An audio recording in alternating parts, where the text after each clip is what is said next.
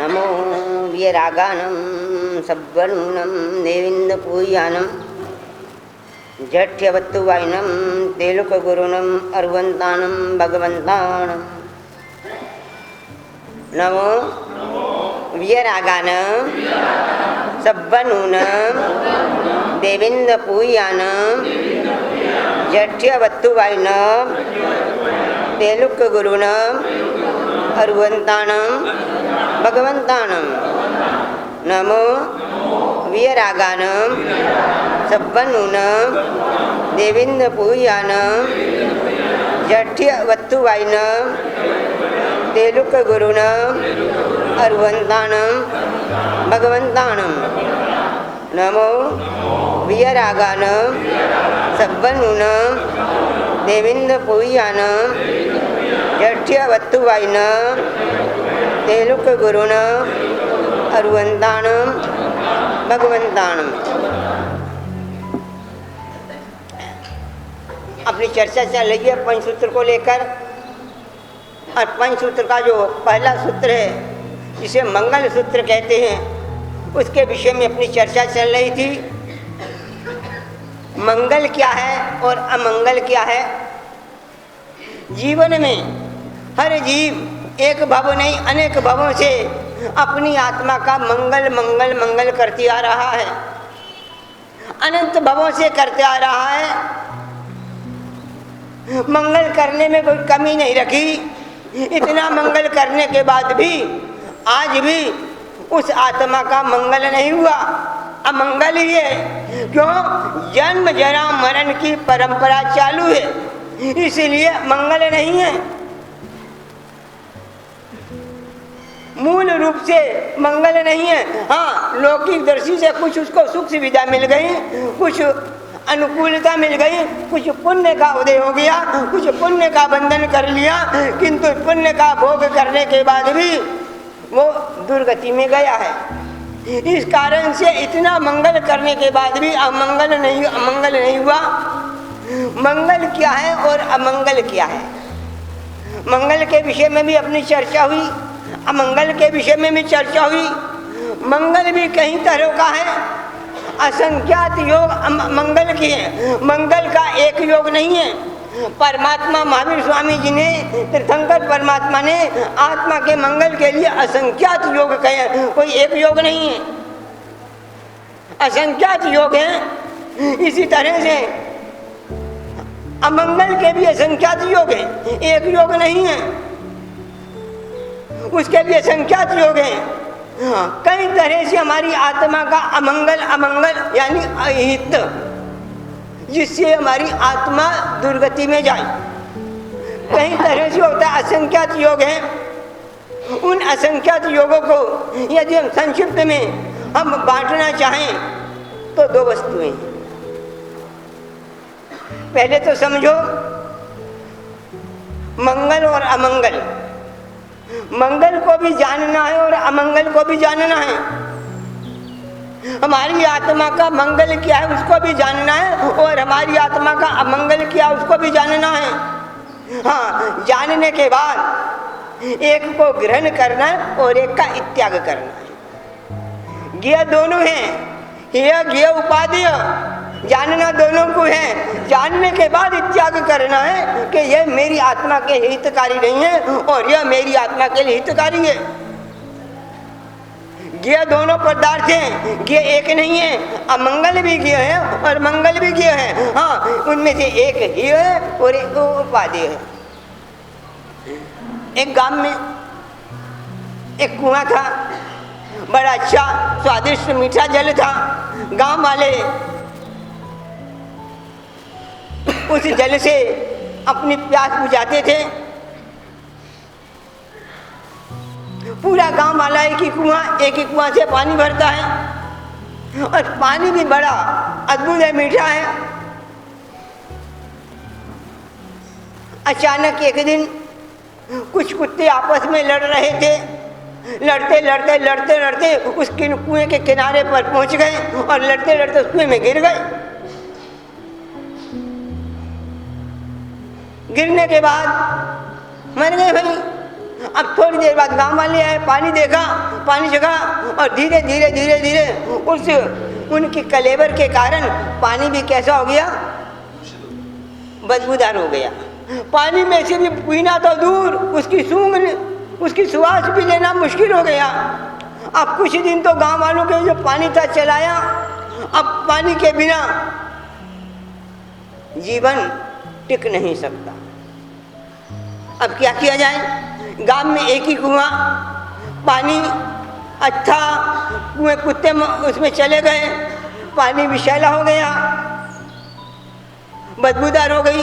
गांव वाले इकट्ठे किए, भाई किया जाए। गांव के बाहर सन्यासी जी की कुटिया थी। सन्यासी जी कुटिया के पास गए और पूरी विनती की, सन्यासी जी ऐसे ऐसे हमारे कुएं में कुत्ते गिर गए, पानी बदबूदार हो गया, क्या उपाय किया जाए? स्वामी जी ने सारी बात सुनकर कहा, सन्यासी कोई चिंता मत करो, तुम्हारे गांव के थोड़ी दूरी तो गंगा नदी बह रही है और गंगा का पानी तो अमृत होता है और गंगा का जल तो सबको स्वच्छ कर देता है। कोई बात नहीं, पानी अस्वच्छ हो गया तो थोड़ा सा कुछ उसमें गंगा जल लाओ, गंगा जल डालो और गंगा जल डालने से ठीक हो जाएगा।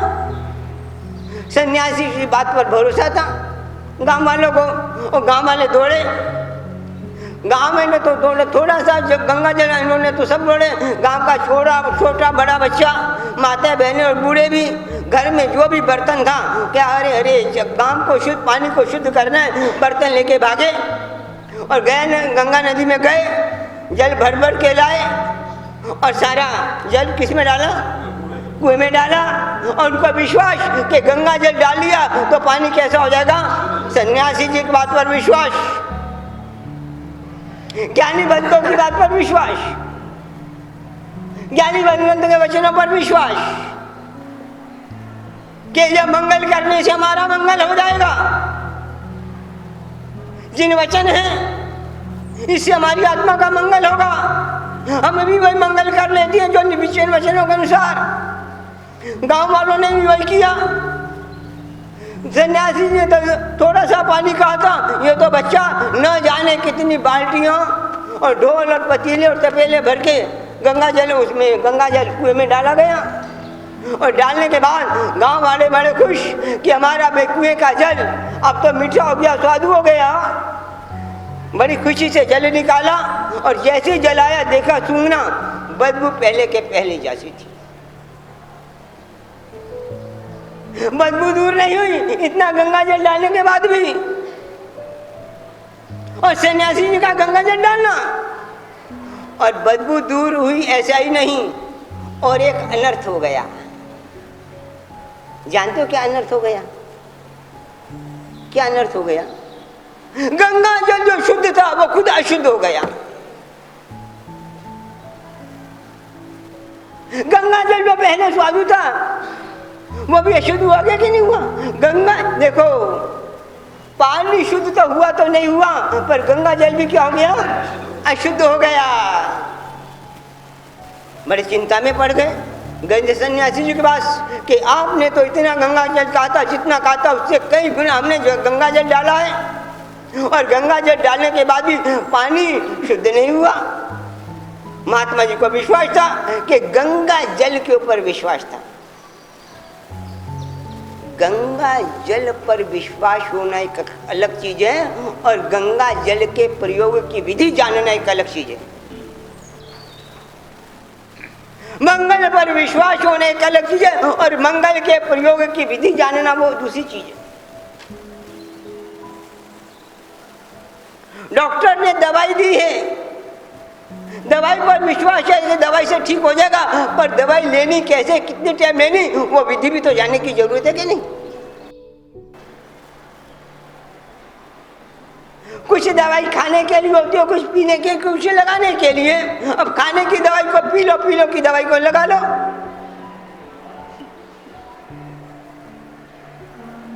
विधि जानना भी जरूरी है। मंगल पर विश्वास है पर मंगल के प्रयोग की विधि, दवाई पर विश्वास है दवाई पर प्रयोग की विधि। ना महात्मा जी का विश्वास और उनका प्रयोग की विधि भी पता थी। उन्हें कहा नहीं ऐसा हो नहीं सकता है, बहुत सी चीजें हम और इसीलिए। और आज हमने क्या किया है, गंगा जल पवित्र क्या पवित्र, पवित्र क्या पवित्र है, पवित्र है ना। पर आज हमने गंगा जल को पवित्र रहने दिया क्या पवित्र कर दिया है। इसीलिए कहना पड़ा गीतकार को, राम तेरी गंगा, हाँ कहना पड़ा उसको भी। देखो हम क्या कर रहे हैं, हम क्या कर रहे हैं। सन्यासी जी आए, देखा, उन्होंने कहा देखो पानी को। सन्यासी जी ने भी देखा, कुएं में झांक कर देखा, और देखा तो उन्होंने देखा जो मरे हुए कुत्ते थे वो तो बाहर निकाला नहीं और गंगा जल डालते गए, गंगा जल डालते गए बाहर। और जो मरे हुए कुत्ते थे, सन्यासी जी ने कहा भाई मैंने तुमको गंगा जल डालने के लिए तो कहा था, पर इतना तो विचार करो, गंगा जल डालना है पर जो मरे हुए कुत्ते हैं वो पहले बाहर तो निकालो फिर गंगा जल डालो। और तुमने मरे हुए कुत्ते तो बाहर निकाले नहीं और गंगा जल डाल दिया, तो उसका कारण क्या, परिणाम क्या हुआ, गंगा जल भी अशुद्ध हो गया। आज हमारी धर्म क्रिया इतनी करते हुए भी, मंगल करते हुए भी हम अमंगल का त्याग नहीं कर रहे हैं। हमारी आत्मा का अमंगल क्या है उसका त्याग किए बिना हम मंगल करते जा रहे हैं, तो मंगल का लाभ हमको नहीं मिल रहा। और जो मंगल है वह भी अमंगल होता जा रहा है।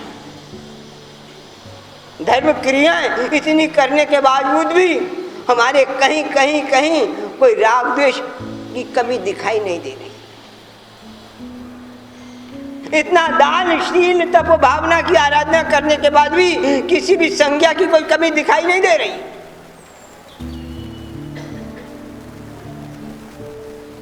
हाँ, तो मैं मंगल मंगल के विषय में कह रहा था कि भाई मंगल तो है, पर पहले यदि कुत्ते को यदि बाहर निकाल के बाद हमको मंगल का पानी गंगा जल डालना है तो कुछ गांव का कुएं का पानी कैसा होगा। हाँ, और इसी तरह से ये जीवन का हमारा जो अमंगल है पहले उसको दूर करके मंगल करना है। बहुत सी क्रियाएं हमारे यहाँ अमंगल के रूप में, आत्मा का अमंगल, बहुत सी क्रिया, छोटी मोटी नहीं है, बहुत सी क्रिया। उन सारी क्रियाओं को हमने दो भागों में बांट दिया है। मैं बता चुका हूँ, आज तो कुछ कच्छ के श्रोता नहीं हैं, नए श्रोता हैं, उनको पता नहीं है। वैसे ये विषय हमारा कई दिनों से चल रहा है, इसीलिए उनके लिए विषय नहीं है, नया है। किंतु हाँ, पर हमारे जिन्होंने पहले सुना है उनको पूरा ध्यान रहेगा। तो दो चीजें हमारे यहाँ परम अमंगल के रूप में कही गई हैं। कौन सी चीजें? आशातना और विराधना। हाँ, आशातना और विराधना का त्याग करके हम मंगल करें। हम आशातना त्याग नहीं कर रहे, विराधना का त्याग नहीं कर रहे और मंगल करते जा रहे हैं।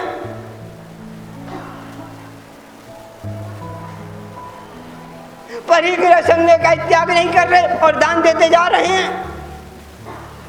आहार संग का त्याग नहीं कर रहे और तप करते जा रहे हैं। इंद्रिय सुखों का त्याग नहीं कर रहे और शील धर्म का पालन करते जा रहे हैं। कषायों का त्याग नहीं कर रहे और भाव धर्म का पालन करते जा रहे हैं। तो अमंगल कैसे होगा? इसीलिए अमंगल को भी समझना, जानना है और जान करके अमंगल का त्याग करना है। और दो चीज़ें हमारे यहाँ अमंगल हैं, और सारे के सारे अमंगल जितने भी हैं ज्ञानी भगवंतों ने कहे हैं, दो चीज़ों में सारे के सारे हमारे अमंगल आ गए। किस किस में? आशातना और आशातना का स्वरूप भी मैं समझा चुका हूँ, विराधना का स्वरूप भी समझा चुका हूँ, आराधना का फल क्या, आशातना का फल क्या है वो भी बता दिया है, और विराधना का फल क्या है वो भी दिया है, और मुख्य आशातना के विराधना वो भी सारे विषय आ चुके हैं। आज जो विषय चालू होने वाला था, दो सूत्र ऐसे हैं जिससे हमारे आशातना का प्रायश्चित होता है, एक सूत्र, और एक सूत्र विराधना का प्रायश्चित होता है। हमारे यहाँ शास्त्रों में नहीं, शास्त्र तो आगम ग्रंथों तो ऊंची बात हो जाएगी, जो सूत्र प्रतिक्रमण में बोले जाते हैं उन दो सूत्रों में हमने जीवन में कोई भी आशातना की है तो उसका प्रायश्चित भी उसमें है, और विराधना की है तो उसका प्रायश्चित भी उसमें है। यानी आशातना से कैसे दूर हो जाए, कैसे बचा जाए, विराधना से कैसे बचा जाए, उसके लिए भी कितने सूत्र हैं? एक सूत्र है आराधना से संबंधित और एक सूत्र है विराधना से संबंधित, और दोनों सूत्रों को आप और मैं सब जिन्हें अच्छी तरह से जानते हैं, जानते नहीं, बोलते हैं, पढ़ते हैं, समझते भी हैं।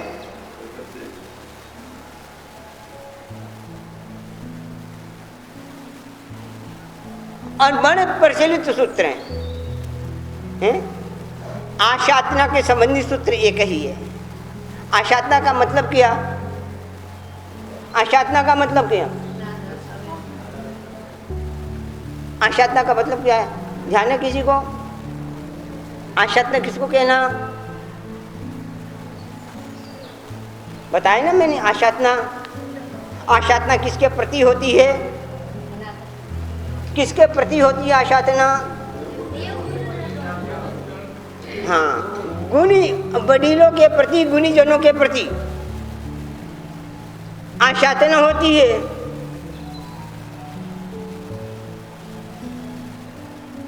और जीवों के प्रति क्या होती है? विराधना होती है। बहुत अच्छे समझा था मैंने।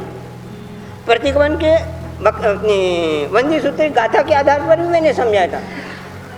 हाँ, कि आशातना का रूप था परिसिद्धानम करने, किच्चानम करने, ये क्या है? विराधना। और श्रद्धा और उसूत्र पूर्वना, ये क्या है? आशातना।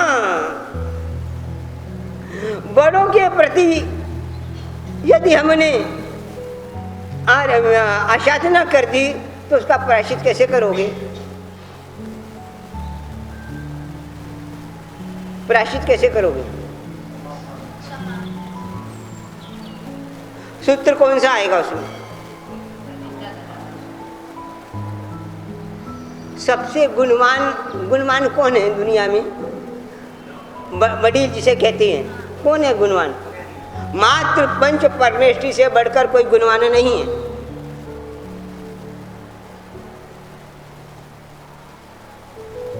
पंच परमेष्टि का सूत्र है जो हमारा, जिसे व्यवहार में नमस्कार महामंत्र कहते हैं, और शास्त्रीय भाषा में श्री पंच मंगल महाश्रुत स्कंद कहा गया है।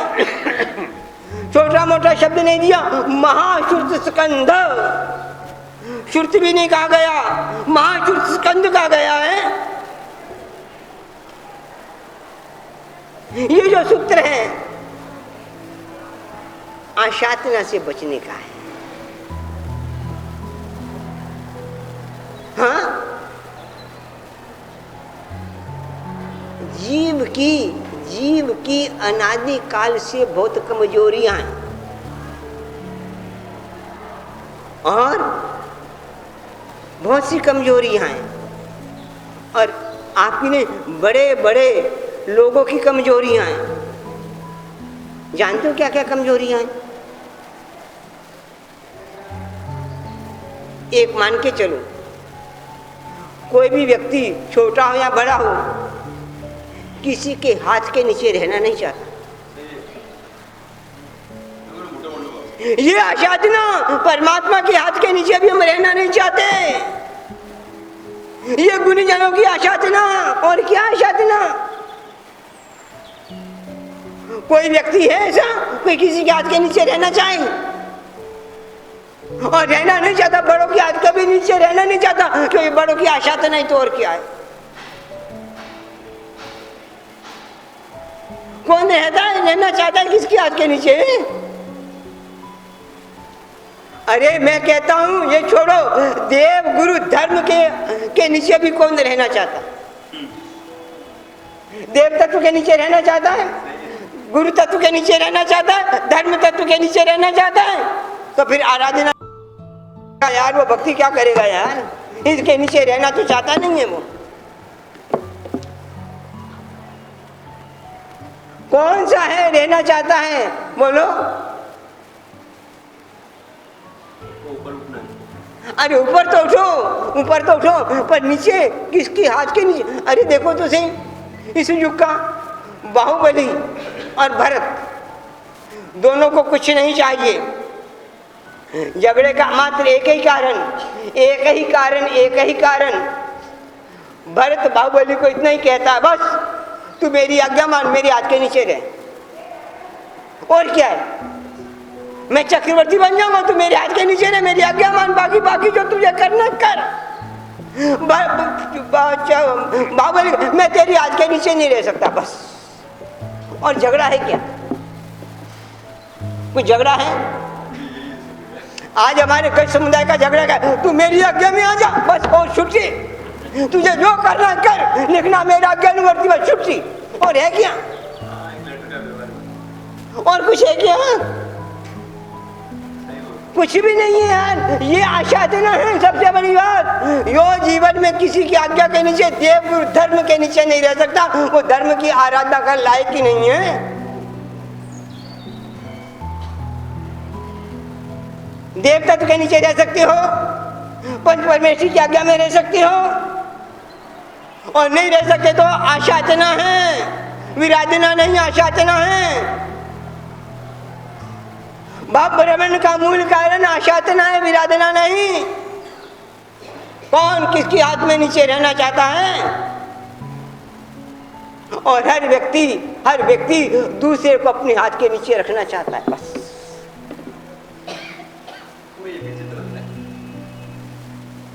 और नमस्कार महामंत्र पहले यही कहता है। इसमें नमो क्या है? बस नमो ही आशातना को दूर कर सकता है। जब तक नमो नहीं आएगा आशातना दूर नहीं होगी। बस आशातना दूर करने का एक ही सूत्र है, इसीलिए सो परम मंगल महामंगल कहा गया है। बहुत अर्थ दिए गए हैं वहाँ, बहुत अर्थ दिए गए हैं। यह आशातना का दूर कैसे करता है हमको? अनादिकालीन आशातना, एक ही आशातना, किसी की आज्ञा में कोई रहना नहीं चाहता। और परमात्मा ज्ञानी भगवान कहते हैं आज्ञा में रहना ही धर्म है। और महावीर ने कहा मेरा धर्म मेरी पूजा में नहीं है, मेरे जयकार में नहीं है, मेरा घर में मेरी मंदिर बनाने में नहीं है, मेरा धर्म मेरी आज्ञा में रहा हुआ है। कौन है मेरी आज्ञा में रहना चाहता? महावीर पूछता है। आज्ञा को बाहर, मेरा धर्म नहीं है, मेरा धर्म मेरी आज्ञा में है। और हम आज्ञा के बाहर रहकर धर्म करना चाहते हैं क्या? नहीं, आज्ञा में रहकर धर्म करना चाहते हैं कि आज्ञा के बाहर रहकर धर्म करना चाहते हैं? यह जीवन का सबसे बड़ा अमंगल है। समझो, अमंगल का स्वरूप ये है। इसीलिए नमो के अर्थ देखो, नमो किस तरह से नमो ज्ञान स्वरूप है, नमो दर्शन स्वरूप है, नमो चारित्र स्वरूप है, नमो तप का स्वरूप है। इस नमो एक भाव है, नमो एक आत्मदशा है, नमो एक शरणागति है। नमो क्या चीज है? और जब तक नमो नहीं आता आत्मा उपादान की शुद्धि नहीं होती। समझना, उपादान की शुद्धि समझना।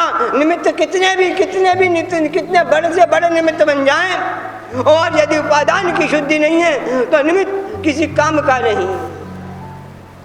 अनंत अरियंत आ जाएं, एक साथ आ जाएं, पूरे पंच परमेष्ठी एक साथ आ जाएं, निमित्त तो अनादिकाल से उपलब्ध है, पर उपादान हमारा कहाँ तैयार हुआ। और ये नमो उपादान की शुद्धि करता है, उपादान को तैयार करता है, उपादान को परिपक्व करता है। इसलिए मंगल। नमो तो आता नहीं, बाकी सब कुछ सीख सकते हैं, और नमो सीखने का नहीं होता।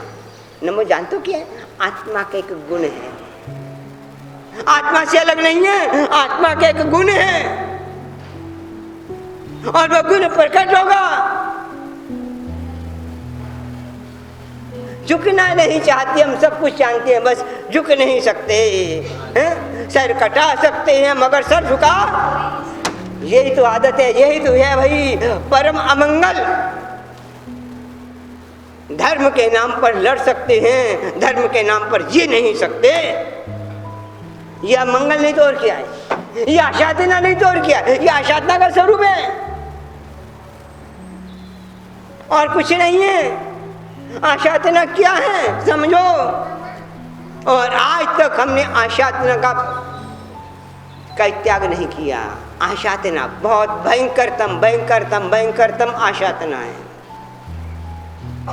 आज्ञा के बाहर, आज्ञा जो आज्ञा के आशातना यानी आज्ञा के बाहर।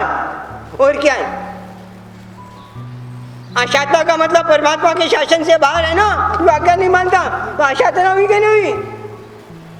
विराधना वाला आशा आज्ञा के बाहर नहीं, आज्ञा में है।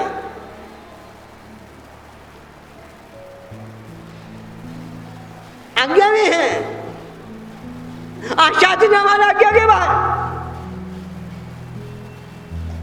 विराधना वाला आज्ञा के बाहर नहीं, आज्ञा में है।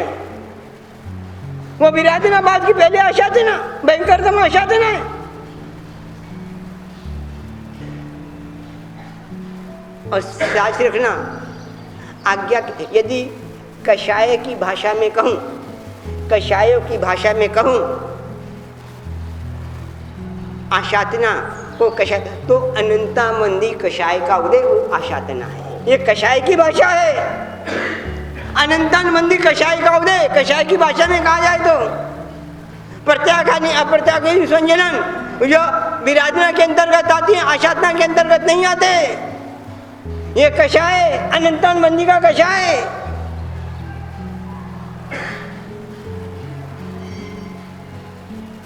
ये विराधना है, मिच्छम को आशातना है, अनंतान बंदी कषाय है भाई। और अनंतम ने कसाय जाएगा तो मात्र एक से, किससे जाएगा? नमो की आराधना से। मातृ ने शब्द दिया नमो नमो नमो नमो नमो।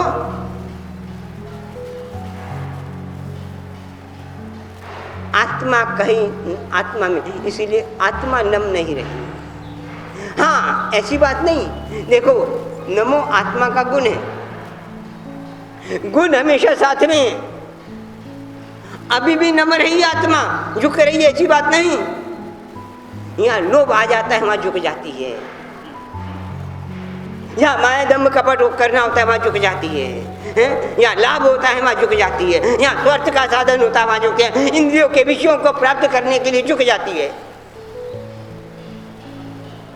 वहां नमो आ रहा है, वो मिथ्या नमो है, सम्यक नमो नहीं है, वो लौकिक नमो है, वो स्वार्थ पूर्ण नमो है, लोभ पूर्ण नमो है, कषाय पूर्ण नमो है। मात्र एक गुण आना चाहिए, सबसे पहले गुण कौन सा? नमो। नमो नहीं आया, नमो नहीं आया, नमो नहीं आया। आज इतने वाद विवादों की जड़ है क्या?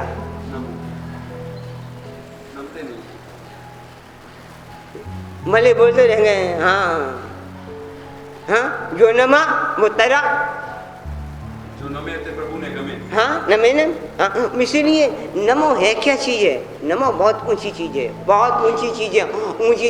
इसके बिना आज तक मोक्ष की बात तो छोड़ो, बहुत दूर की बात है, सम्यक दर्शन नहीं होता, अनंत में कषाय नहीं जाता। जब तक ये अनंत में कषाय नहीं जाएगा। क्यों? नमो का मतलब स्वच्छंदता का त्याग, समो का मतलब अपनी अपनी मान्यताओं का त्याग, नमो का मतलब मेरी सब इच्छाओं का त्याग। मैं इसके नम गया, बस सब इच्छा गई मेरी।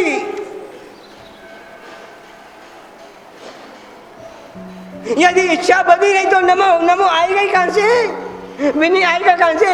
हाँ, विकल्प रहित नमो। नमो कौन सा चाहिए हमारा? विकल्प रहित नमो, वो नमो है। जब तक वो नहीं आएगा, मूलभूत जड़ से आशातना दूर नहीं होगी। कहां से होगी आशातना दूर? कितना भी मंगल कर लो, मंगल कर लो। अरे मंगल करते हुए आप जितनी मर्जी आराधना करो, तीर्थ यात्रा करो, को प्रदान करो, व्रतों का अनुव्रत के महाव्रतों का बनो, अरे साधु साध्वी बनो, क्या आचार्य बनो, क्या गच्छाधिपति बनो, कोई महत्वपूर्ण नहीं है जब तक नमो नहीं है। वो विनय नहीं है। विनय मूल से धम्मो, सबसे पहले विनय की बात है। झुक जाना। ये लाइट के स्विच दो होते हैं। जब नीचे झुकती है ना लाइट, तो क्या होता है? बटन प्रकाश आता है, और जब ऊपर जाती है तो हाँ, हमारे चित्त में प्रकाश है ज्ञान का, सम्यक दर्शन, सम्यक ज्ञान चाहिए का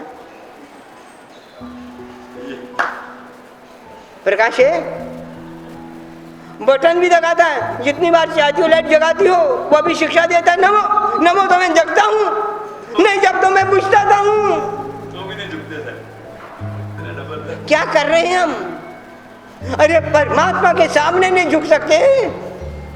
अरे हाँ, स्वच्छंदता का त्याग जाता है नमो, यानी स्वच्छंदता का त्याग, अपनी मन मर्जी का त्याग। हम अब धर्म भी आज्ञा के अनुसार नहीं, हम अपनी मन मर्जी से स्वच्छंदता से कर रहे हैं। हम कोई भी चीज उठती है, हम परमात्मा की आज्ञा को नहीं देखते, मन को देखते हैं, मन की ओर देखते हैं कि परमात्मा की आज्ञा की ओर देखते हैं? बोलो, मन की ओर देखते हैं कि परमात्मा की आज्ञा की ओर देखते हैं? हैं? आज्ञा की ओर तो नहीं देखते ना। तो फिर नमो कहां से हुआ? उसकी आज्ञा की चिंता नहीं, मेरे मन ज्ञानी की ओर, ना परमात्मा की ओर देखते हैं, ना परमात्मा की आज्ञा की ओर देखते हैं, स्वयं के मन की ओर करते हैं, मन मर्जी की करते हैं। ये सब स्वच्छंदता है। रहना नहीं चाहते।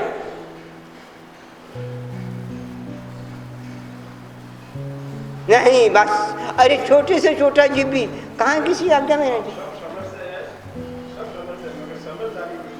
प्रभु समझते तो इतना हो, अभी तो मैं पाठ के ऊपर बैठा हूँ इसीलिए बोल रहा हूँ, अब पाठ के ऊपर बैठ जाओ तो मेरे को भी समझा दो। इतना समझते हो? समझते तो इतना हो, पर याद रखना, समझाने वाला नहीं तरता, समझने वाला तरता है। हमारी शक्ति, हम अपनी शक्ति का उपयोग समझने के लिए नहीं, समझाने के लिए कर रहे हैं। परमात्मा ने, ज्ञानी भगवंतों ने अपनी शक्ति का उपयोग दूसरे को समझाने के नहीं, खुद को समझने के लिए किया। हमारे पास भी शक्ति है, पर दूसरों को समझाने के लिए, खुद मन को समझाने के लिए हम अपने ज्ञान का उपयोग नहीं कर रहे। हम अपने ज्ञान का उपयोग दूसरों को समझाने में कर रहे हैं। ये आशातना, ये मैं इसीलिए कह रहा हूँ, ये आशातना का स्वरूप है बस। ये परमात्मा की आशातना है, मत उसका नहीं है। हम अपनी अनुकूलता प्रतिकूलता की देखते हैं, परमात्मा के वचनों की ओर कब देखते हैं? कब देखते हैं? कहीं नहीं देख रहे। तो फिर कितना भी मंगल करते जाओ, कितना भी वो गंगा जल डालते जाओ, डालते जाओ, डालते जाओ, पूरी गंगा नदी भी लाके डाल दो, तो क्या होगा? पहले क्या करना है? पहले गंगा जल डालना है, बाहर निकालना है। तो पहले मंगल करना है, क्या मंगल को दूर करना है? मंगल तो करते जा रहे हैं। पूरे जैन शासन में देखो, दान शील तप भाव कई कमी है, दान की कमी है, शील की कमी है, तप की कमी है, भाव की कमी है, कहीं कोई कमी है ही नहीं है। सब गंगा जल आ रहा है, आ रहा है, पर गंगा जल आने के बाद भी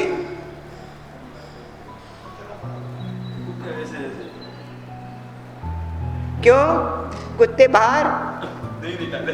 मंगल कर रहे हैं, परमात्मा की भक्ति कर रहे हैं, गुणगान कर रहे हैं, तीर्थ यात्रा कर रहे हैं, सब कुछ कर रहे हैं, अरे महाव्रत अनुव्रतों का पालन कर रहे हैं, सामाजिक प्रतिगमन कर रहे हैं, पर कुत्ते को बाहर निकाला, भूल गए, अशातना को निकाला।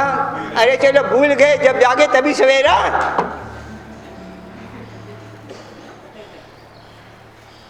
सुबह का भूला भी शाम को घर आ जाए तो उसको भूला नहीं कहते। तो फिर आ जाओ भूले, अब कहते भूल गए। बड़ा मुश्किल है, बहुत मुश्किल है, बहुत दुर्लभ है। एक नमो आना, आशा तना दूर होना, कोई छोटी मोटी चीज है? इसीलिए पहले उन्होंने नमो शब्द दिया है। नमो शब्द के अनंत रहस्य, अनंत रहस्य उसको। यदि आप खाली नमो शब्द की आराधक कौन, आराधक कौन? मात्र उन्होंने कहा है तुम नमो शब्द की आराधना करो, इससे तुम्हारा उपादान तैयार हो जाएगा। निमित्त तो सामने है और उपादान तैयार हो गया, निमित्त नहीं है तो निमित्त चलकर भी आ जाएगा तुम्हारे पास। यदि उपादान तैयार है तो उपादान तैयार करो भाई। और नमो के बिना यानी आशातना को छोड़े बिना उपादान कैसे तैयार होगा? बोलो, कोई रास्ता है? आशातना को छोड़े बिना, उसका त्याग के बिना उपादान तैयार हो जाएगा? जीव में पात्रता आ जाएगी, योग्यता आ जाएगी।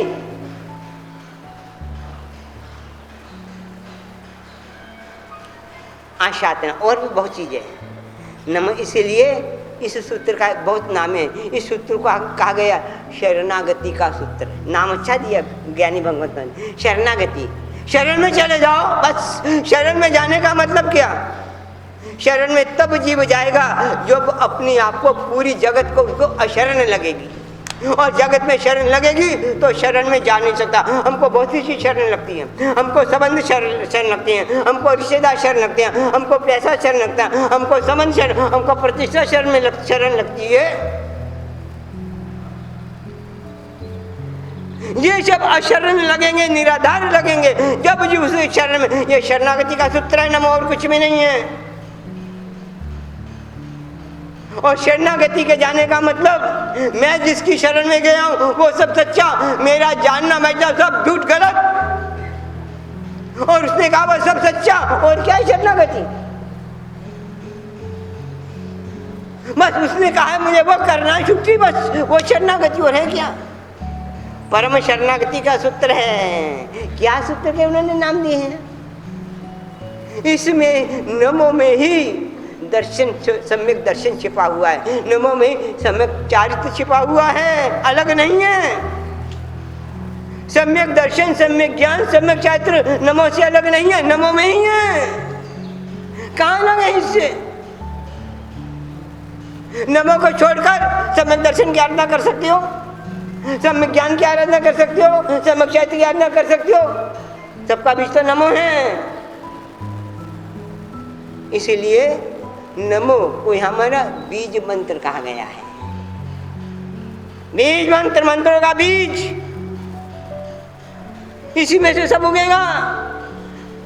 मंत्रों का बीज यानी आत्मा के गुणों का बीज। आत्मा जो अनंत गुण है, अनंत गुण है, अनंत गुण है। कितने गुण?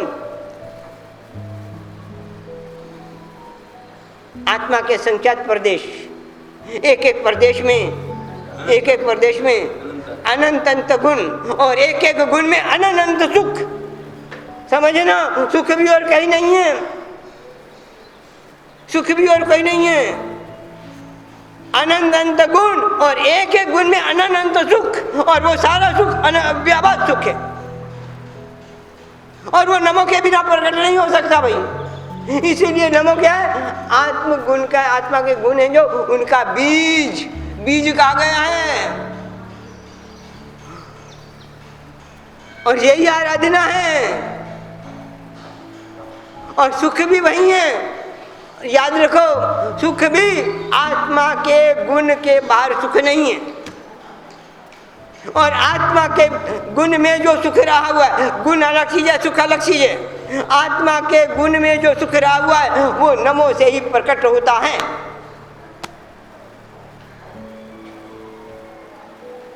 यह नमो है।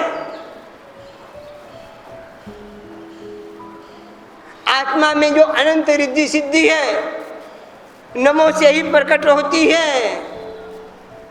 नहीं हो सकती उसके बिना प्रकट नहीं है।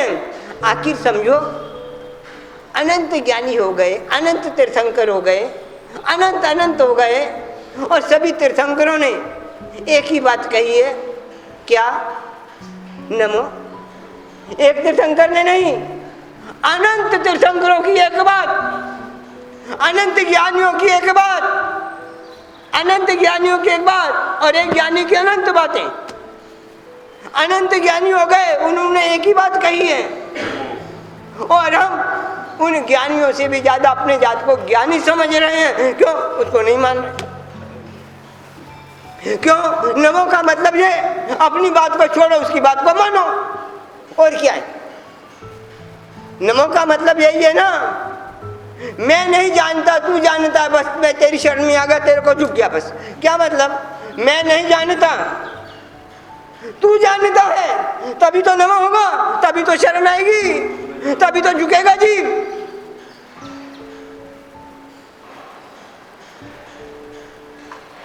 एक बात पूछूं,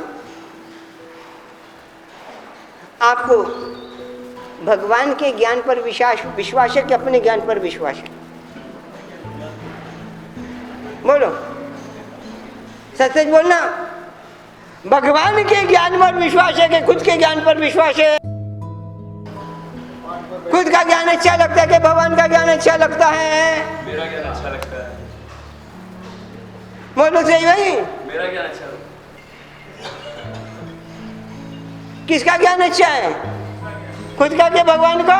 खुद का। तो फिर भगवान को छोड़ दो, फिर पूछते क्यों उसको यदि उसका ज्ञान अच्छा नहीं है? समझो, ये नमो नहीं आएगा, अपने ज्ञान पर भरोसा, अपना ज्ञान अच्छा लगता है, मैं जानता हूं कि भगवान जानता है। बोलो, किस बात पर भरोसा?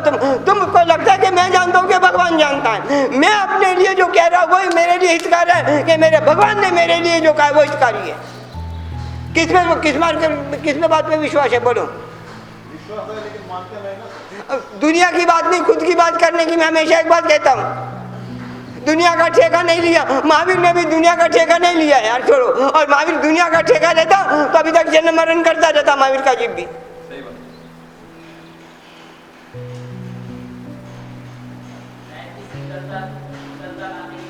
क्या शीतलता नहीं? पहले हाँ, अपनी बात को छोड़ो, अपना आग्रह छोड़ो। क्यों? आग्रह आत्मा का लक्षण नहीं है। बस अच्छी बात है। अपने स्वरूप को समझने का, अपने स्वरूप को समझा तो सब कुछ आ जाएगा। हम अभी अपने स्वरूप को समझ नहीं समझे। भगवान ने एक बात कही है, बहुत सुंदर बात कही है, शीतलता लाने का हर गुण। एक बात भगवान की मान लो बस। महावीर ने एक बात कही, कई बातें कही, एक बात कहता हूँ, भगवान ने एक बात कही है, मेरे जैसा स्वरूप।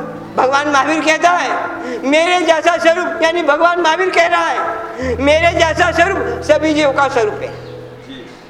कहा के नहीं? अब तुमको अपने स्वरूप पर विश्वास है, महावीर ने जो कहा कि वो मेरा स्वरूप है, तुम अपने स्वरूप को अपना स्वरूप मान रहे हो कि महावीर के स्वरूप को अपना स्वरूप मान रहे? बोलो,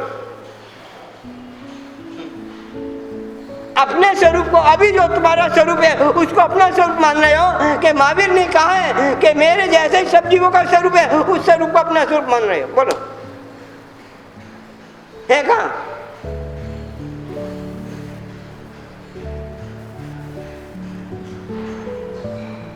अभी तुम्हारा जो स्वरूप है उसी को अपना मान रहे हो ना? और महावीर ने क्या कहा है? मेरा स्वरूप है सबका स्वरूप है।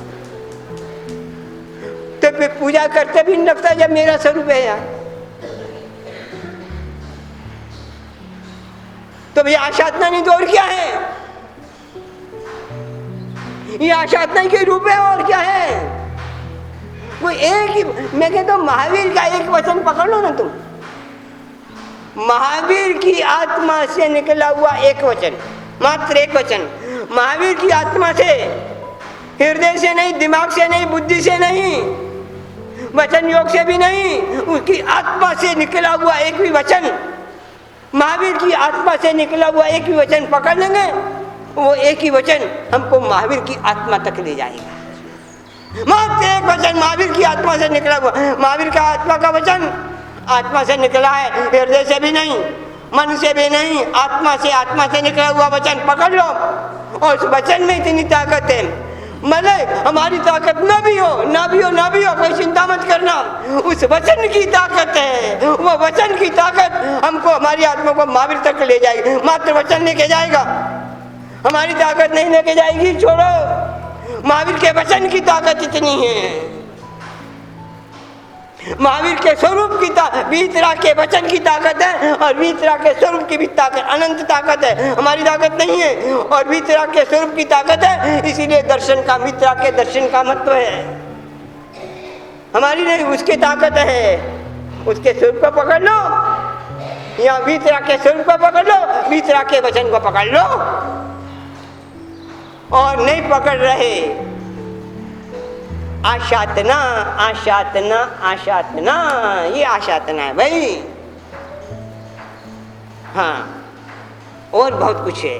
नमो क्या चीज़ है, किस तरह से आशातना को दूर करने के लिए, आशातना का प्रायश्चित हमने जो अनंत जीवों, अनंत जन्मों से अनंत आशातना करते आ रहे देवगुरु धर्म की, उससे मुक्ति होने का, उसका प्रायश्चित रूप एक ही है, नमो नमो नमो, बस ये प्रायश्चित है, उसका और क्या है।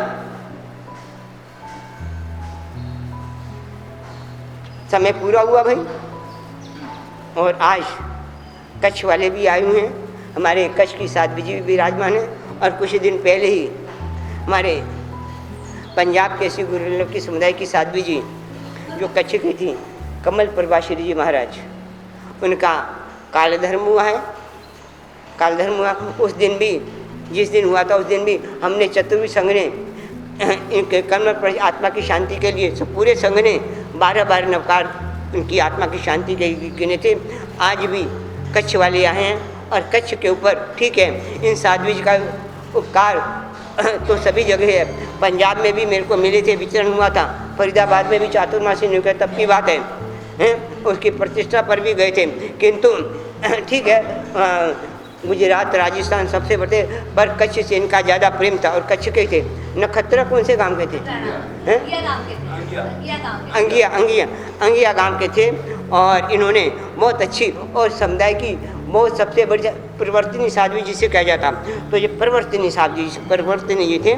और इस तरह से इन्होंने आत्मा का कल्याण, स्व और पर दोनों कल्याण करते हुए इन्होंने शासन की प्रभाव न की, अपनी आत्मा को भी शुद्ध किया, अपनी आत्मा को उतारा, सम्यक दर्शन, सम्यक ज्ञान, सम्यक चातुर्य की। इनके भी न जाने कितने कितने गुण हैं, गुण के साथ उपकार हैं। उनके उपकारों को याद करते हुए आज कच्छ से भी बहुत से भाग्यवान माताएं बहनें भाग्यवान इनके गुणों को याद करते हुए कौन आता है, इनके इतने कार्यों को और गुणों को याद करते आए हैं। और हमारे यहाँ भी कच्छ की साध्वी जी हैं, वो भी पास में रहती हैं, तो उनको भी वंदन करने के लिए आए, उनके गुणानुवाद की सभा के लिए भी आए। अब मैं अपनी बात करते हैं साध्वी जी से, या आप में से कोई भी बोलना चाहे 2 मिनट, समय पूरा हो गया। तो साध्वी जी जो भी कच्छ से भाई बहन आए हैं, वसंत बोल दें, हाँ जो भी है आपको बोलें, जो भी सब टाइम पूरा हो गया भाई।